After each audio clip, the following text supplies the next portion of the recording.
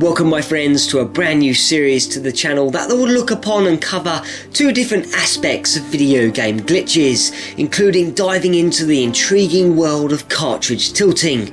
The former slowly but surely pulling up video game cartridges from within the console while it is turned on and while the title is in full swing, as the user tries to inflict damage to the flow of data, but not so much so that it will cause the game to completely crash, but rather to hopefully achieve weird and interesting creations like messing up the music, deforming characters, or being able to walk through walls and entering behind the scenes.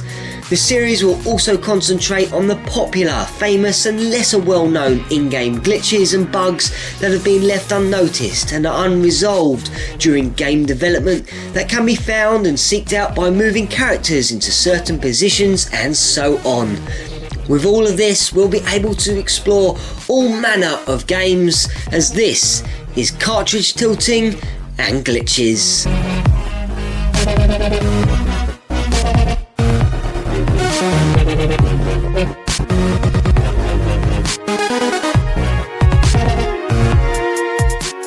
During our first instalment, I would like to ease us into the series with a brief look upon two great cartridge tilting methods that can help you accomplish two individual results, and both of which feature within The Legend of Zelda Ocarina of Time, which was released back in 1998. So without any further delay, let's jump straight in.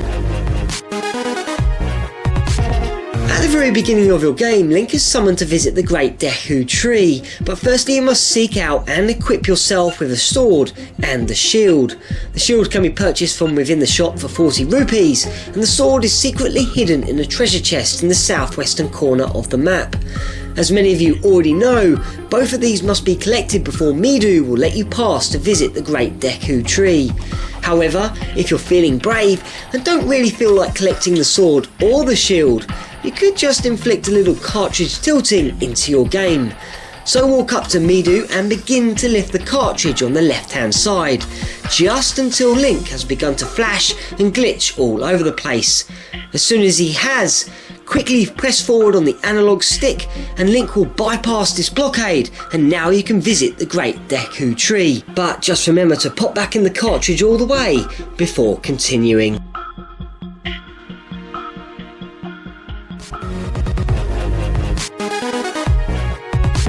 Typically, when you have dealt with the first dungeon boss lurking inside the Great Deku Tree, you'll then be able to leave the forest and venture out into the open world where Hyrule Field first awaits you.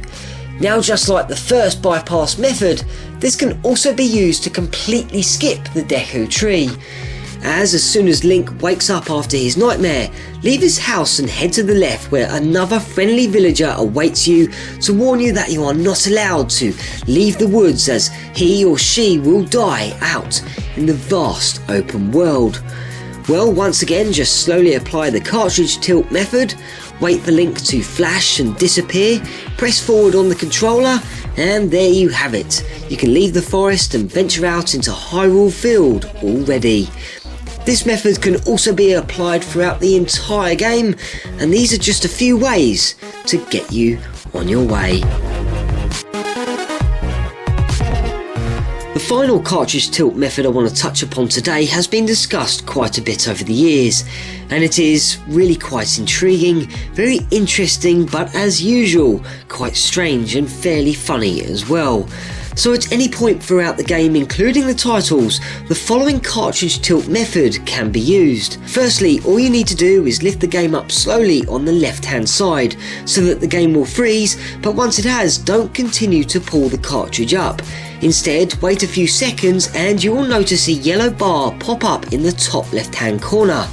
Now, with your controller, enter the following sequence of buttons in this order: left plus right plus Z, directional pad up plus C down, C up plus directional pad down, directional pad left plus C left, C right plus directional pad right, A plus B plus start. As soon as this sequence has been entered and correctly, the game's debugger tool will pop up.